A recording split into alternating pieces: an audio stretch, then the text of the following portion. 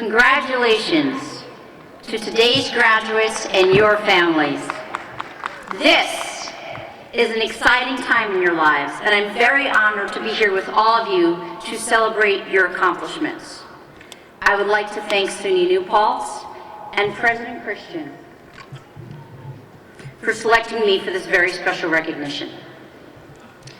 28 years ago, when most of you weren't even a thought yet, and students here took part in nickel beer nights in town, including me, and before the internet and cell phones and laptops and Wi-Fi and apps, I sat exactly where you are sitting today. And like you, I did not know where it would end up, and I certainly never imagined that I would become an author. In fact, I thought I just became an author after publishing my first book 3 years ago. But I was wrong, very wrong.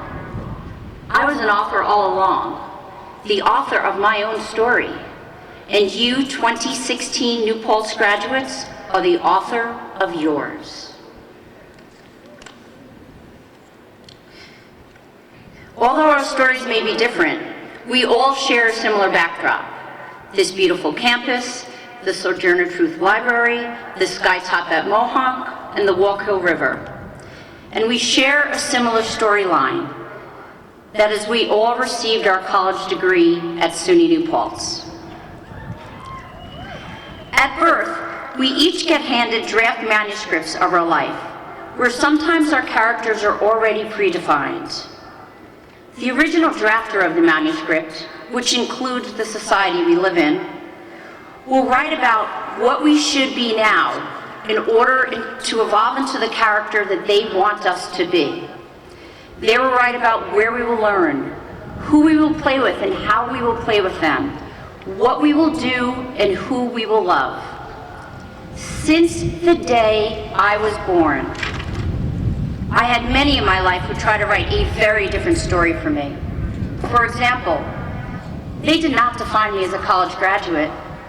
They defined my adult character to be a drug and alcohol addicted homeless mother who would spend time in jail. Why? Because that's who my mother was. They even tried to write a very different story for me after college graduation. In fact, during my all-out post-college job search, every single headhunter I met advised me that the only entry-level job I was qualified for was as a secretary. So I started to believe them and went on interview after interview to be someone's secretary. But those headhunters were wrong. I wasn't even offered one job as a secretary because I wasn't qualified. I couldn't type.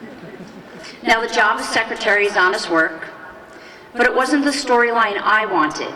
It was the storyline they wanted. So you can either play that character that someone else writes for you, or you can throw the narrative away and write your own story. But you may not want to throw it away completely, especially if you're written as the protagonist, the person who struggles, cries, feels pain, overcomes, and perseveres, and the one that everyone cheers for. For those parts of the script, you need to keep.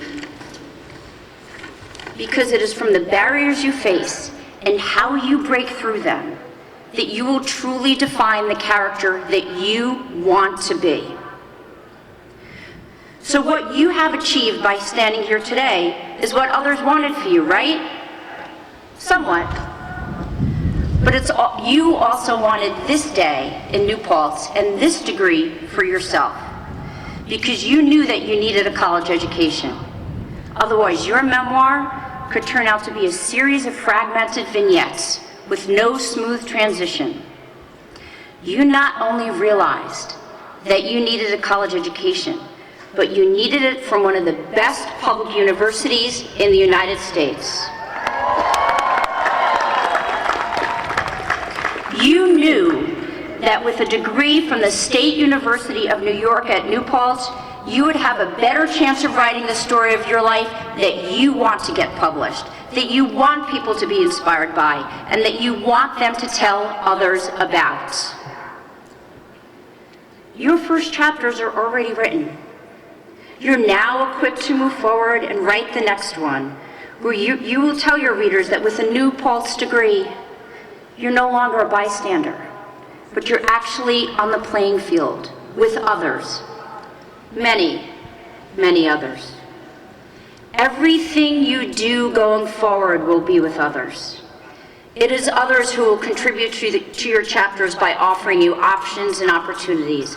It is others who will encourage and challenge you and be your teammates on the field. So remember, it takes more than you to write your story. How you work and how you play with others, and more importantly, how you treat them, matters. It really, really matters. Your life is not a one-man or one-woman act. It includes your family, your friends, your colleagues, your mentors, and your professors. And it is vital to your inner soul that they are still standing alongside you when you write your epilogue. Because who really wants to read a book where the lead character is greedy and sinister and selfish or vindictive, without wanting that character to get what is due them at the end? Figure out what you want your memoir to read like, and begin writing your next chapter with the help of others.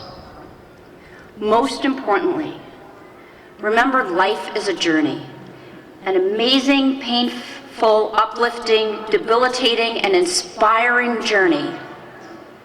Because no story is worth reading without the protagonist being challenged. How will you challenge yourself? Now go on, be your own author. But don't write the ending now, because the plots and characters will keep changing on you. So enjoy the drafting stage. It is truly the best part.